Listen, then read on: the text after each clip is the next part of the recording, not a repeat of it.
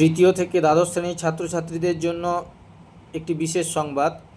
গণিতের কৃতিত্ব ও দুর্বলতা নির্ণায়ক পরীক্ষা ADTM আগামী 4 অক্টোবর 2026 অনুষ্ঠিত হবে। যে সকল ছাত্রছাত্রী এই পরীক্ষাতে নাম নথিভুক্ত করতে চাও, তোমরা সেপ্টেম্বরের 10 তারিখ এর মধ্যে বিদ্যালয়ে গিয়ে যোগাযোগ করে তোমরা নামটা নথিভুক্ত করে দিও। শিক্ষক মহাশয়ের সঙ্গে যোগাযোগ করে কোন ক্লাসের পরীক্ষার সময়সূচি কখন এবং পরীক্ষার ফি বাবদ কত টাকা কি দিতে হবে, আমার এই ভিডিওতে যে পিডিএফটা দেখতে পাচ্ছ এর মধ্যেই সমস্ত কিছু দেওয়া আছে।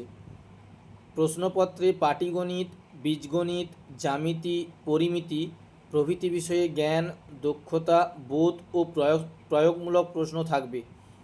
পশ্চিমবঙ্গ প্রাথমিক ও মাধ্যমিক শিক্ষা পর্ষদ এবং উচ্চ মাধ্যমিক শিক্ষা সংসদ ও CBSE এবং ICSE বোর্ডের সাধারণ পাঠ্যসূচি অনুসরণ করে প্রশ্নপত্র তৈরি করা হয়েছে। পরীক্ষার ফলাফলের ভিত্তিতে সকল ছাত্রছাত্রীদের দুর্বলতা নির্ণায়ক মূল্যায়নপত্র দেওয়া হবে।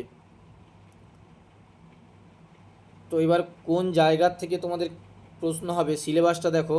তৃতীয় ও চতুর্থ শ্রেণীর দ্বিতীয় পর্বের মূল্যায়ন পর্যন্ত, পঞ্চম থেকে দশম শ্রেণী নবম শ্রেণী পর্যন্ত, পূর্ববর্তী শ্রেণী এবং বর্তমান শ্রেণীর থার্ড ইউনিটের 19 নম্বর টপিক পর্যন্ত এবং দশম শ্রেণীর সম্পূর্ণ অংশ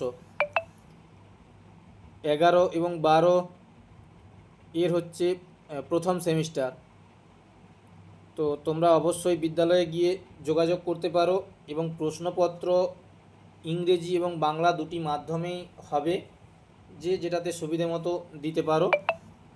তো ভিডিওটি ভালো লেগে থাকলে অবশ্যই চ্যানেলটিকে লাইক সাবস্ক্রাইব করে দিবে এবং এই ধরনের খবর আগে পেতে অবশ্যই চ্যানেলটিকে সাবস্ক্রাইব এবং শেয়ার করে দিও।